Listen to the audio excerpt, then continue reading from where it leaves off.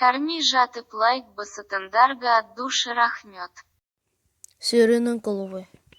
Бұл сонау шашуғышта болды. Шашуайлар өздерінің ішпістер арқылы өмірін сейілту үшін орманға пикникке барды. Таулы ағаштар мен таза ауа болды.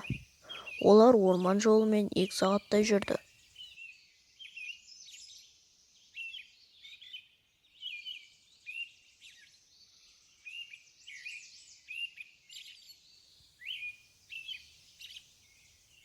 Кенеттен Мария орман ішінен ағаш бағанасына ұқсас тіршілік иесін көреді.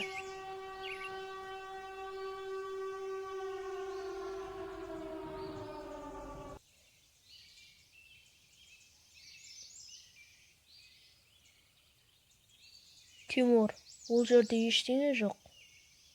Кез келген бағанадан өркениеттің белгілері байқалмады дейді. Олар біраз уақыт тұрғаннан кейін Тимур мен Мария одан әрі жылжыды. Шамасы ол қазірдің өзінде шамадан тыс жұмыс істеген және тез ұйықтайтын орын іздеу керек болды. Бутерброд пен консерва жеп алып, кейін түнде ұйықтауға жатты. Орман тыныштығы табиғаттың қандай да бір фантастикалық дыбыстарын айналды. Жапырақтардың сыбдыры және ағаштардың басында желдің улауы оларды мазаламады. Тыныштықты сезініп қатты ұйқыны қандырдық. Бірақ кенеттен қандай да бір қабылдағыш немесе дауыстар айтқыштың дауысы естілді және мағынасыз сигналдар мен салмақтылардың өте қатты жиынтығы болды.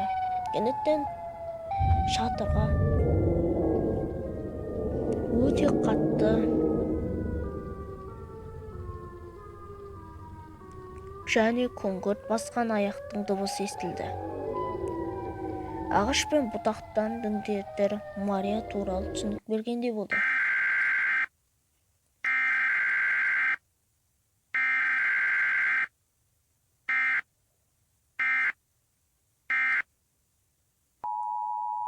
Кенет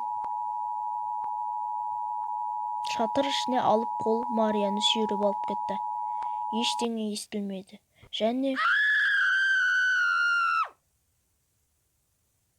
фонармен шатыр сыртын қарадым. Еш нәрсе байқалмады.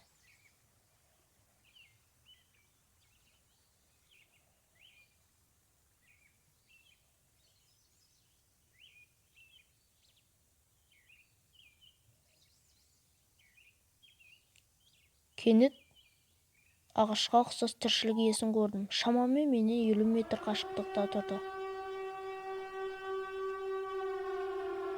Кенеттен жалт қарап, мені азық қылды.